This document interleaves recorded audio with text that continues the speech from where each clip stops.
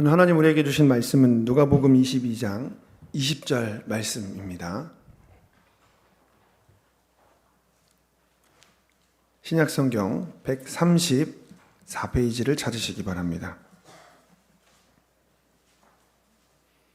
누가복음 22장 20절 말씀입니다. 본문의 말씀을 저와 성도님들께서 한 목소리로 합독하겠습니다. 저녁 먹은 후에 잔도 그와 같이 하여 이르시되 이 잔은 내 피로 세우는 새 언약이니 곧 너희를 위하여 붓는 것이라. 아멘. 이 시간 다 같이 자리에서 일어나셔서 예배를 위해서 나라와 민족과 가지고 계신 기도 제목을 위해서 소리내서 간절히 기도하겠습니다. 전능하신 아버지 하나님 감사합니다. 찬양받게 합당하신 하나님께서 우리 가운데 계시오니 우리가 하나님의 나라를 갈망하고 하나님을 사랑하며 주님 전에 나아갑니다. 아버지, 예배 가운데 주님을 사모하는 마음으로 모인 백성들을 만나주시고 인도하여 주셔서 하나님의 사랑 가운데 거하게 하시고 하늘의 하나님 여호와 두렵고 떨리는 이름 앞에 설 때에 우리가 예수 피로 힘입어 얻게 된 의로움이 무엇인지, 아버지 그 은혜가 무엇인지 깨닫는 하루가 되게 하여 주시옵소서. 세상에서 만나게 되는 수많은 환난, 풍파, 어려움들도 하나님의 사랑 가운데에서는 빛을 잃게 하시고 오직 하나님의 영광만이 드러나 우리의 삶을 가득 채우게 하여 주시옵소서. 갖가지 기도의 제목들을 가지고 주의 전에 나아갑니다. 하나님 보좌 가운데로 나아갑니다. 주여, 우리를 긍휼히 여겨주시고 말씀대로 응답하여 주시되 가장 좋은 것으로 하나님께서 우리의 필요를 따라 채워 주시옵소서. 아버지여, 우리에게 가장 좋은 것으로 채워주신다는 것이 내가 원하는 것이 아니라 하나님의 선하시고 인자하시고 온전하신 뜻이 이루어지는 것을 기다리는 것이오니 겸손히 주님의 말씀과 하나님의 응답을 기다리는 자가 되게 하여 주시옵소서. 모인 모든 주의 백성들 그렇게 주님 만나고 은혜의 시간 가운데 하나님을 사랑함으로 경외하는 경외자요 예배자가 다 되게 하여 주시옵소서. 감사드리며 이 모든 말씀을 우리를 죄악에서 구속하신 우리 구주 예수님의 이름으로 간절히 기도합니다. 아멘.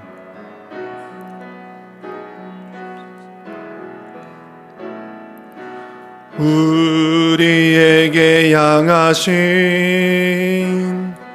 여호와의 인자하심이 크고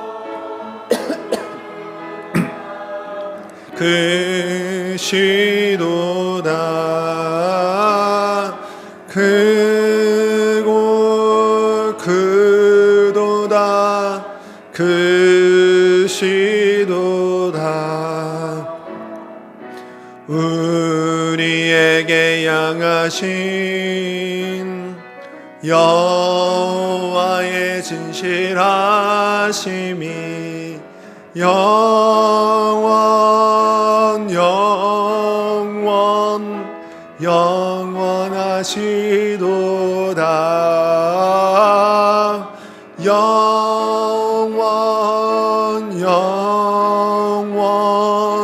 영원하시도다.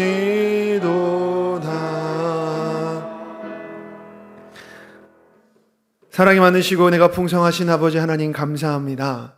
하나님 은혜 가운데로 우리가 나아가서 하나님의 영광을 갈망하고 부어주시는 하늘에 속한 소산을 받아 누리게 하여 주시옵소서.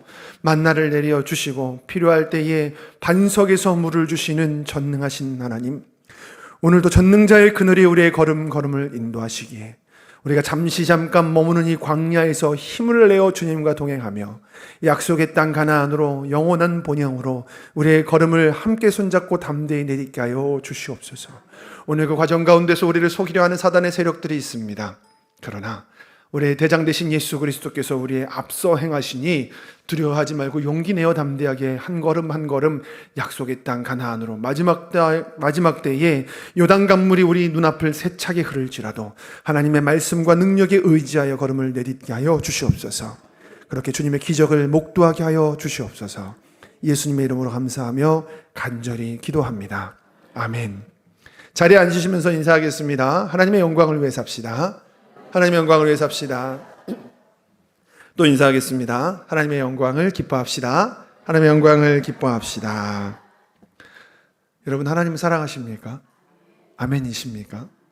여러분, 우리의 인생이 참 여행 같습니다. 잠시 잠깐 떠나는 여행 같습니다. 영원하지 않습니다. 하나님께서 우리의 삶을 영원 가운데 두셨다가 잠깐 나그네의 여행길로 인생 가운데에 두셨습니다. 그러므로 오늘 우리가 걸어가는 이 길을 주님의 손을 잡고 기쁜 마음으로 나들이 하듯이 때때로 힘들고 괴로운 순간들도 있겠지만 하늘 위에 뜨겁게 장렬하는 태양도 있을 수 있고 우리의 신이 헤어지려고 하는 위기가 있을 수도 있겠지만 그분이 전능하신 분이시요 끝까지 우리를 인도하시는 우리를 사랑하시는 분이심을 기억하시면서 사랑을 고백하시면서 그 길을 걸어가시기를 주님의 이름으로 축원합니다. 우리가 주님을 사랑한다 라고 하는 이 고백이 삶에서 어떻게 구체적으로 드러나는지 그것이 어떻게 이루어지는지가 우리의 숙제라고 한다면 하나님은 성경 말씀 전체를 통해 인류의 역사를 통해 그것을 하나님의 사랑으로 또 하나님을 사랑하는 사람들의 응답으로 보여주셨습니다. 그리고 이 땅에 오신 예수 그리스도의 공생애 가운데 우리더러 하나님을 사랑하라 하셨던 그 말씀이 특별한 어떠한 일을 통해서 잘 드러나고 있습니다. 오늘은 그 특별한 어떠한 내용이 무엇인지를 좀 생각해보고 우리의 사랑을 공고히 하는 시간을 갖기를 소망합니다.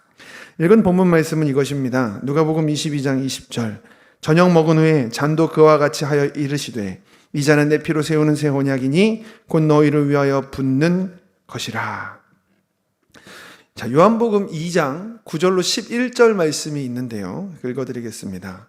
연회장은 물로 된 포도주를 맛보고도 어디서 났는지 알지 못하되 물도온 하인들은 알더라. 연회장이 신랑을 불러 말하되 사람마다 먼저 좋은 포도주를 내고 취한 후에 낮은 것을 내거늘 그대는 지금까지 좋은 포도주를 두었도다 하니라. 예수께서 이 첫 표적을 갈릴리 가나에서 행하여 그의 영광을 나타내심에 제자들이 그를 믿으니라. 아멘. 질문 하나 드릴까요? 예수님의 공생의 기간이 얼마나 되는지 혹시 아십니까? 3년입니다. 3년 공생의 기간 가운데 예수님이 수많은 기적과 이적을 행하셨습니다. 그 중에서 첫 번째 이적은 무엇일까요? 공생의 첫 번째 표적. 예, 어떻게 하셨습니까? 방금 읽었죠? 네, 그림 한번 보여주십시오. 예수님께서 공생애를 처음 시작하셨을 때 갈릴리 가나에 가셔서 물을 포도주로 바꾸셨습니다. 이게 결혼잔치였습니다. 그 당시에 이스라엘의 결혼 풍습상 길게는 일주일 동안 이어지는 긴 잔치입니다. 이스라엘에서는 하나님의 은혜가 이 땅에 소산으로 맺힌다는 절대적인 믿음이 있어서 그 중에서도 풍성한 포도주를 볼 때마다 끊이지 않는 여호와 하나님의 은혜를 생각했었습니다. 이 결혼잔치에 있어서 그래서 포도주가 훌륭하게 질 좋은 포도주가 끊이지 않고 사람들에게 공급되는 것은 매우 중요했습니다. 그런데 예수님께서 보통 공생애의 사역 순서를 생각할 때에 남유다 지역에서 초기 유대 사역을 하시는 걸 시작으로 보는데 그보다도 전에 갈릴리 가나에 잠깐 가셔서 물을 포도주로 바꾸는 첫 표적을 보여주신 후에 공생애가 시작이 됩니다. 여러분, 그 연회장 가운데에서 포도주가 다 떨어진 상황이 됐다라는 것은요, 주인이 준비를 덜 한 것일 수도 있겠지만 그 정도로 이 잔치가 예상보다 많은 사람이 몰린 것입니다. 그러므로 이 잔치에 포도주가 떨어진 것은 큰 사건이었고 이것을 해결해야만 됐는데 예수님께서 물을 가져다가 가서 잔치자리에 내놓아라 라고 하인들에게 명령하시자 그들이 순종하여서 물을 갖다 주는 순간 이것이 세상에서 맛볼 수 없는 정말 가장 질 좋은 포도주로 바뀌었던 것입니다. 여러분들 다 잘 아시는 사건이시죠? 이 공생의 첫 테이프를 끊고 있는 것이 물을 포도주로 바꾼 것이다를 머릿속에 두시고, 자, 공생의 3년 마지막이 무엇이죠? 잘 아시는 건데 갈보리 십자가, 유월절 어린 양이 되셔서 우리의 죄를 대신하여 십자가에서 물과 피를 다 흘리시고 몸 찢겨 죽으신 그 사건입니다. 이 공생의 십자가 사건을 의미하기 위해서 마지막 제자들에게 주셨던 메시지는 바로 이스라엘은 하루가 시작하는 게 해가 지고 시작했다고 말씀드렸잖아요. 유월절 예비일이 시작되는 그날 저녁에 하루 먼저 유월절 만찬을 나누시면서 예수님께서 제자들에게 말씀하신 것이 있습니다. 넘겨주십시오. 그러면서 그들에게, 여러분, 유월절이 되면 이스라엘에서 만찬을 먹는데 하로세 소스에다가 무교병을 찍어서 먹고 쓴나물을 먹고 양고기를 먹습니다. 거기에 4분의 1로 희석되어진 포도주 한 잔을 4잔으로 나눠서요 계속 마시는 겁니다. 요 행사가 6월절 만찬인데 이건 어린 양, 우리를 위해서 십자가의 대속의 죽음을 죽이실 어린 양을 예표하는 행사였습니다. 그걸 마시면서 예수님께서 그들에게 아주 중요한 메시지, 내일 있을, 사실은 오늘입니다. 같은 날 내일 있을 십자가 대속의 죽음에 대한 메시지를 전달하셨습니다. 그것이 뭐였죠? 우리가 알고 있는 예식 중에 한 가지죠. 다음 주에 하는 거. 성만찬을 똑똑하십니다. 성만찬을 제정하셨습니다.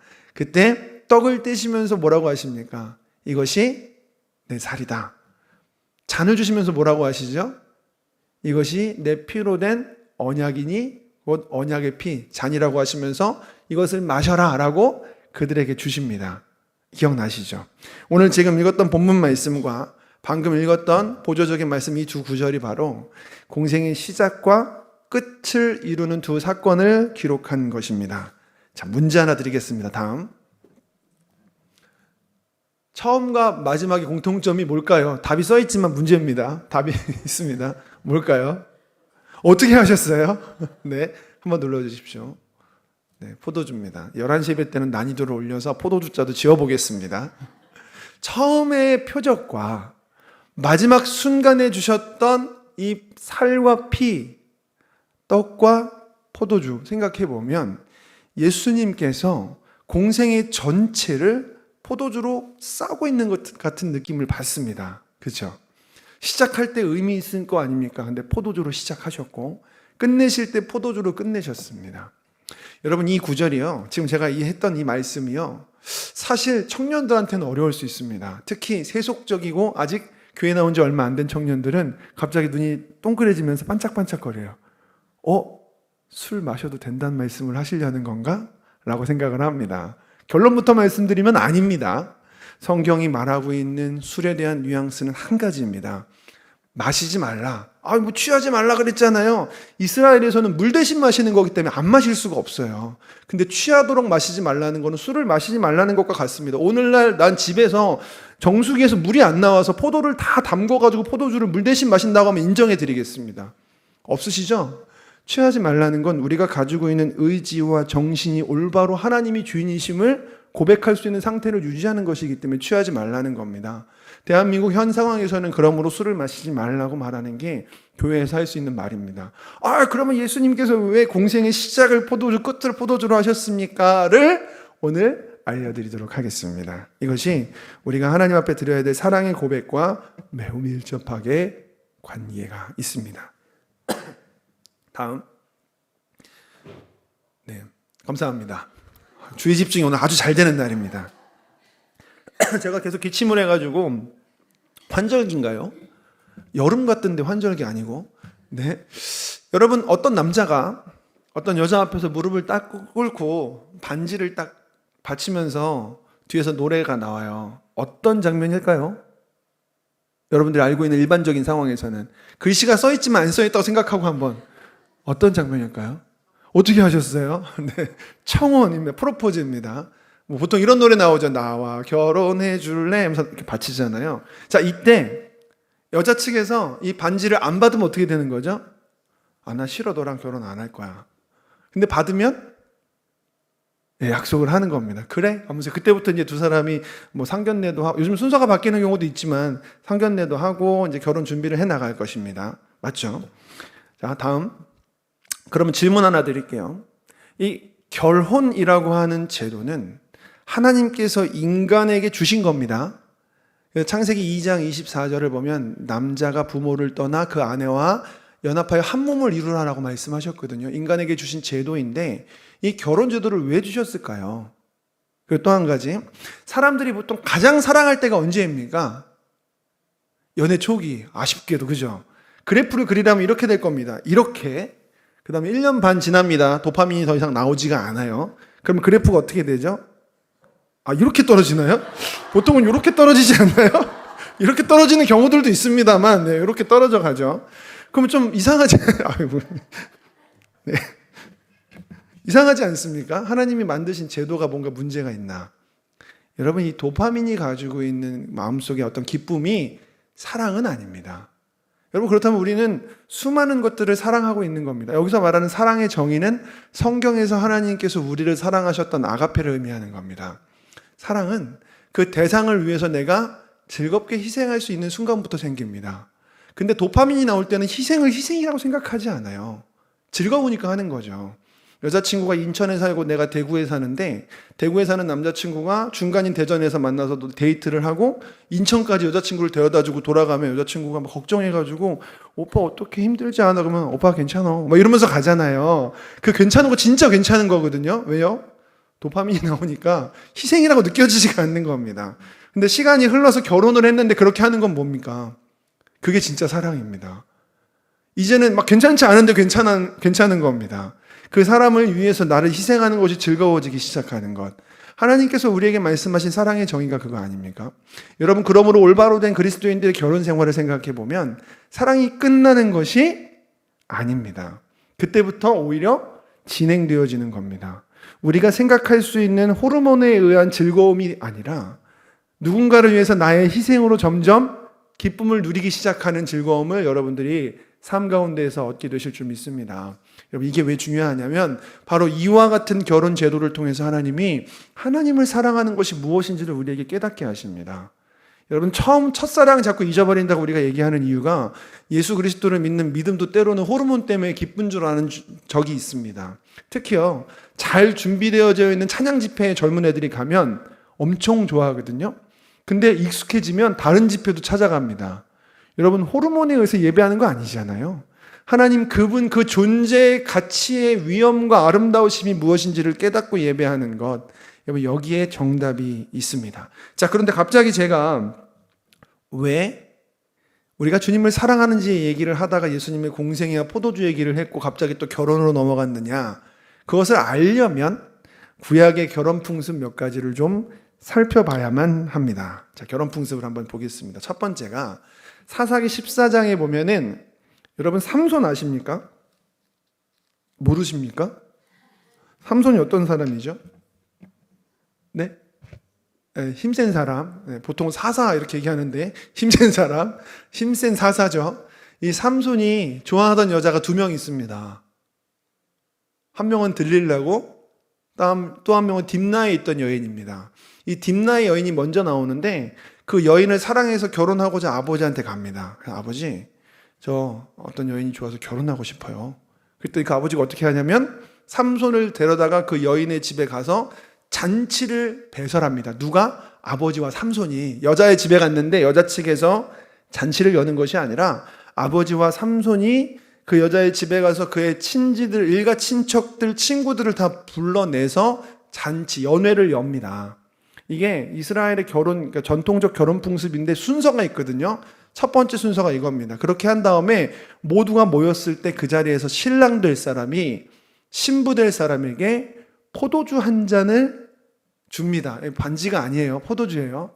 배경음악이 깔리는 겁니다. 나와 결혼해 줄래 하는데 이 여자가 이거를 마시면 승낙, 안 마시면 네.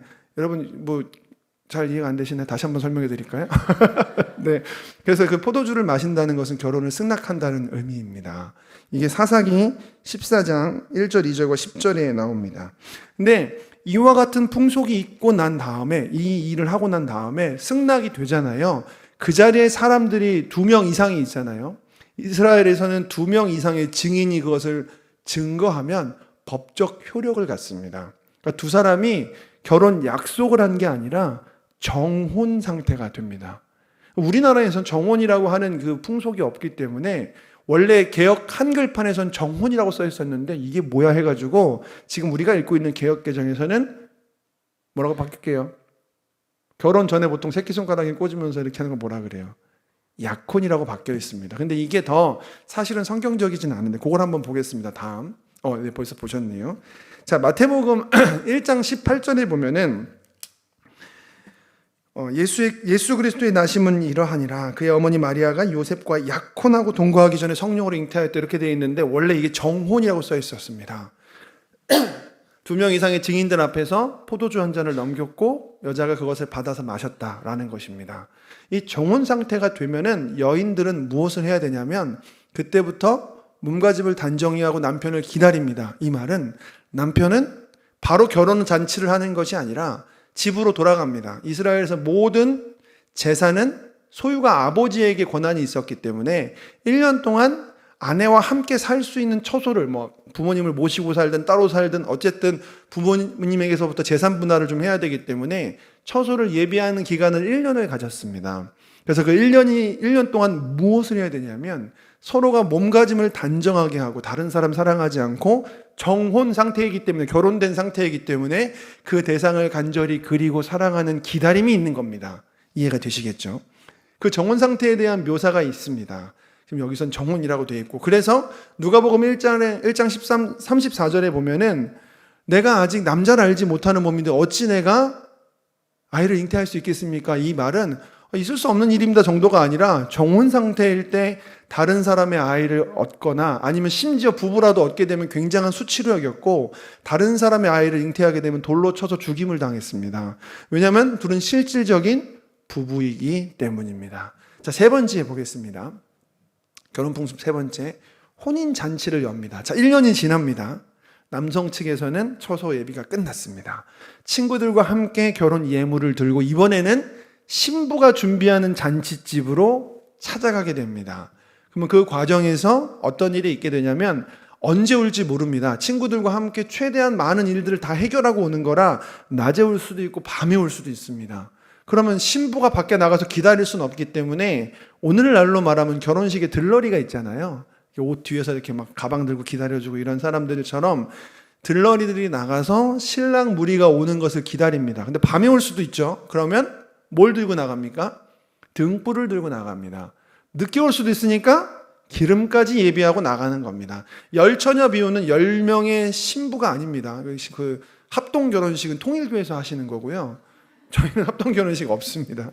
10명의 처녀가 들러리인데 신랑을 맞이하러 나가 있다가 밤이 돼서 오면은 그 등불을 환히 밝힌 채로 신부가 준비하고 있는 연회장 자리까지 데리고 가는 역할을 하는 겁니다. 근데 마태복음 25장 1절을 보면 그 중에 5명의 처녀는 지혜로워서 등불을 예비했고 5명의 처녀는 기름을 예비하지 못해서 결국 못 들어간다 이런 얘기가 나오지 않습니까?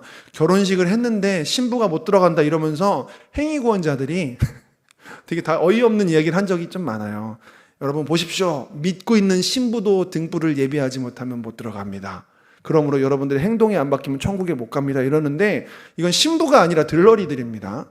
그건 이건 약간 전혀 다른 부분인데 어쨌든 여기까지 오늘 얘기 드리려면 너무 길어지니까 자 이렇게 여기까지 혼인잔치의 설명을 좀 드려보겠습니다. 그러면 예수님께서 가나 혼인잔치 때 7일 정도 잔치를 열었잖아요. 이게 바로 지금 얘기했었던 마지막 때에 처소를 다 예비한 신랑이 자기 친구들과 예물을 가지고 신부 측으로 가면 거기에서 있었던 성대한 연회를 바로 이 혼인잔치라고 이야기를 합니다. 자, 한번 보겠습니다. 다음. 예수님의 공생의 시작과 끝이요. 포도주로 휩싸여져 있다고 말씀드렸죠. 마치 이 공생애가 곧 포도주다라고 하시는 것 같아요. 왜 그런 걸까요? 감이 좀 오시지 않습니까? 자, 다음. 십자가에 달려 돌아가실 때 마가복음 14장 24, 25절에 이렇게 말합니다. 이르시되 이것은 많은 사람을 위하여 흘리는 나의 피 곧 언약의 피니라. 결혼할 때 신랑과 아버지가 신부 집에 가서 포도주 한 잔을 언약의 잔으로 준다고 말씀드렸죠. 여러분 이스라엘 백성들은 예수님이 하시는 이 말씀을 들을 때 뭔가가 떠오릅니다. 진실로 너에게 이르노니 내가 포도나무에서 난 것을 하나님 나라에서 새 것으로 마시는 날까지 다시 마시지 아니하리라 하시니라. 여러분 이게 이해가 되시겠습니까? 예수님께서 제자들에게 너희가 이 잔을 마셔야 된다. 내 피다. 꺼림칙해도 마셔야 된다라고 주시는 거예요. 그러면서 이것이 언약의 피라고 이야기하십니다. 무슨 언약일까요? 다음 페이지. 이겁니다. 청혼할 때 사람들은 포도주를 줍니다. 나와 결혼해 주겠냐고. 하나님께서 무려 죄인인 우리에게 포도주를 내미시는 겁니다. 나와 함께 하자고. 여러분 제가 과격한 해석하시는 것 같아요 혹시? 그럴 리가요. 하나님이 신랑이고 우리가 신부란 말이 성경에 있나요? 네, 있습니다. 엄청 많이 나옵니다. 근데 이것이 되려면 연합이 돼야 되거든요. 연합이 되려면 우리의 죄의 문제가 해결돼야 되잖아요. 그래서 십자가 대속을 죽으시는 그 피를 우리에게 내미시는 겁니다. 이것이 너희에게 언약의 피다. 너희가 이 잔을 마실 때 나와 함께 다시 연합하여 한 몸이 되자라고 말씀하시는 겁니다. 자, 다음. 그래서요, 이 공생애 때 모든 이 포도주와 그 보혈을 마신 자들의 이야기가 끝나고 예수님이 승천하실 때 그들에게 하셨던 말씀이 있는데요. 그 말씀을 제가 읽어드리겠습니다. 승천하시기 전 먼저 제자들에게 말씀하시기를, 마가복음 저기 4장 24, 25절로 돼 있는데 제가 다른 거를 읽어드릴게요. 14장 2절로 3절. 내 아버지 집에 거할 것이 많도다. 그렇지 않으면 너희에게 일렀으리라. 내가 너희를 위하여 거처를 예비하러 가노니 가서 너희를 위하여 거처를 예비하면 내가 다시 와서 너희를 내게로 영접하여 나 있는 곳에 너희도 있게 하리라. 여러분, 제자들이 예수님 십자가에서 죽으시고 부활하시고 승천하신 후에 머릿속에 그동안 주님이 하셨던 말씀과 사건들이 하나로 꿰지는 순간이 있었을 겁니다. 왜 우리한테 처소 예배하러 간다고 얘기하시지? 그거 보통 신랑들이 하는 건데 왜 이것을 언약의 잔이라고 하시면서 우리에게 내 피가 언약의 잔이라면서 포도주를 주셨지? 그리고 예수님께서 승천하시자 사도행전에 보면 흰옷 입은 두 사람이 나타나서 어찌하여 너희가 하늘을 보고 있느냐? 가신 그대로 다시 오실 것이다 라고 말합니다.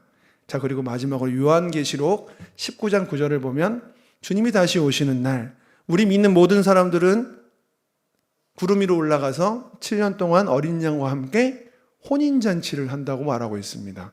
여러분, 제자들이 이 말이 뭔지 못 알아들었을까요? 알아들었을까요? 알아들었을 겁니다. 우리는 구약의 풍속에 대해서 잘 모릅니다. 그러므로 이게 도대체 무슨 말이야? 뭐 포도주를 마셔도 된다는 거 이렇게 생각할 수 있는데 그게 아닙니다. 하나님 분명하게 지금 우리에게 말씀하시는 겁니다. 이렇게 얘기하시는 겁니다. 내가 너 사랑하는 거 알지? 너는 나를 사랑할 준비가 되어 있느냐? 라면서 네가 나를 믿겠느냐고, 네가 나를 사랑하겠느냐고, 이 언약의 잔을 마시겠냐고 말씀하시는 겁니다. 여러분, 베드로가 예수님을 3번 부인한 후 예수님 부활하셔서 예수님이 베드로를 만나 주셨습니다. 사람들 다 함께 있을 때도 만나 주셨지만 그럼에도 그는 자신의 연약함 때문에 갈릴리로 돌아가서 다시 고기를 잡고 있었습니다. 그때 예수님이 뭐라고 얘기하십니까? 요한의 아들 시몬아, 네가 나를 사랑하느냐? 3번이나 말씀하신 건 그가 3번 주님을 부인한 것에 대해서 배려해 주시고 그 상처를 씻어 주신 것이었습니다. 그런데 여러분, 이 질문이 단순히 베드로에게 하신 질문이 아닙니다. 오늘날 베드로와 같이 배반한 삶을 살고 있었던 저와 여러분, 우리 연약한 사람들에게 똑같이 손 내미시면서 물어보시는 겁니다. 네가 나를 사랑하느냐? 너는 나와 함께 하겠느냐? 라는 것입니다. 여러분, 예수님 믿으십니까? 아멘이십니까? 보혈을 믿으십니까? 갈보리 십자가가 우리를 깨끗게 하셨습니다. 이것을 통해서 하나님께서 우리에게 원하시는 것이 있습니다. 에베소서 1장 6절 말씀입니다. 이는 그가 사랑하시는 자 안에서 우리에게 거저 주시는 바 그의 은혜의 영광을 찬송하게 하려는 것이라. 여러분, 사랑하시는 자 예수 그리스도께서 우리에게 거저 주신 것이 있습니다. 십자가의 피로 말미암아 잔을 내밀고 계십니다. 우리가 어떠한 공로가 있는 것이 아닙니다. 하나님께서 그 사랑으로 십자가의 보혈을 우리에게 내미십니다. 네가 믿겠느냐고, 믿기만 하라고. 그러면 다시 우리는 그 은혜의 영광을 찬송하게 됩니다. 하나님의 영광을 찬송하는 것이 무엇입니까? 이사야서 35장 2절입니다.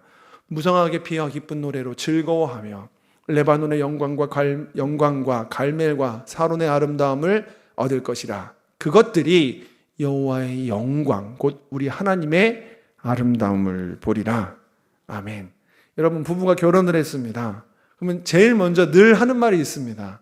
뭐 사랑한다는 말도 할 거고요, 아름답다는 말도 합니다. 이 말을 정말 많이 했던 로맨틱한 신랑이 구약의 솔로몬이라고 있습니다. 아가서에서 끊임없이 얘기합니다. 나의 사랑, 너는 어여쁜 사슴과 같구나 막 이러면서 약간 좀 느끼하죠.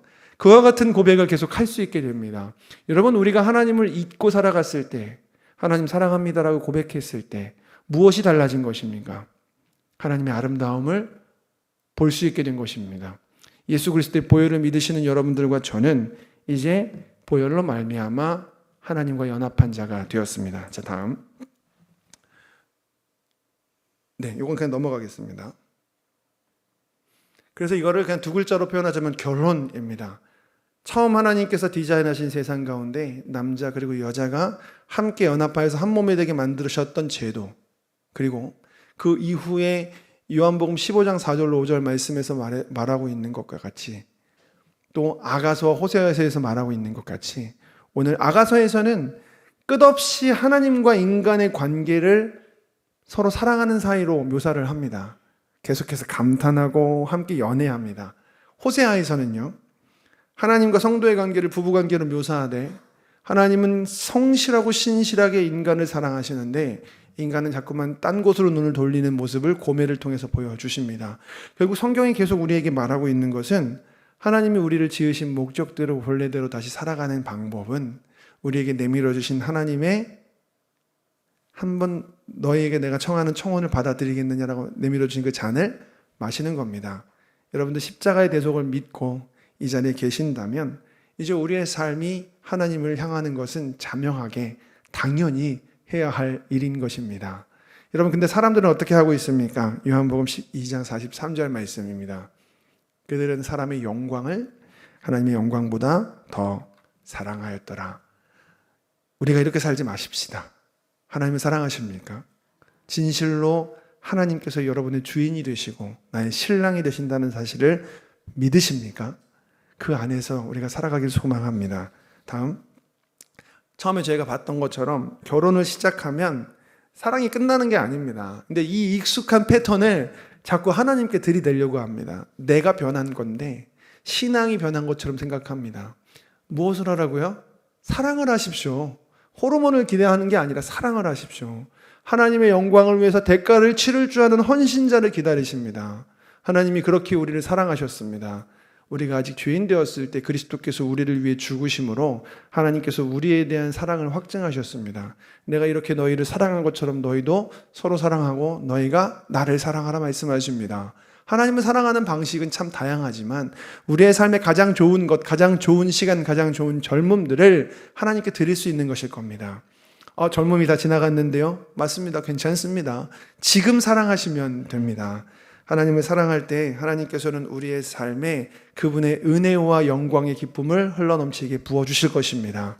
우리의 의지가 연약해서 안 되시는 분들을 위해서 하나님이 준비해 주신 것이 있습니다. 한번 생각해 보십시오. 하나님이 세상을 지으신 목적은 당신의 영광을 사랑하기 위함이셨습니다.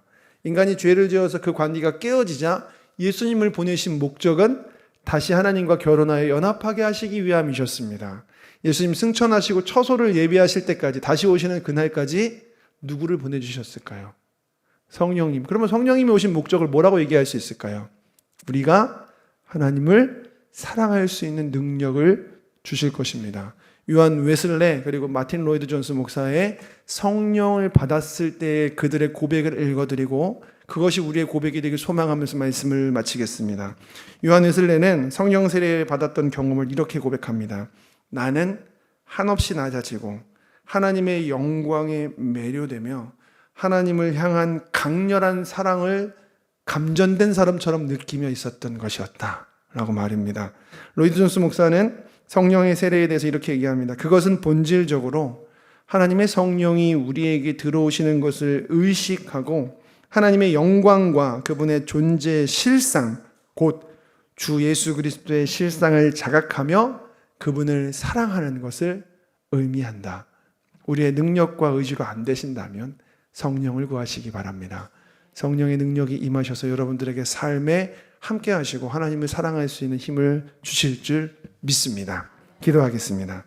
거룩하신 아버지 하나님,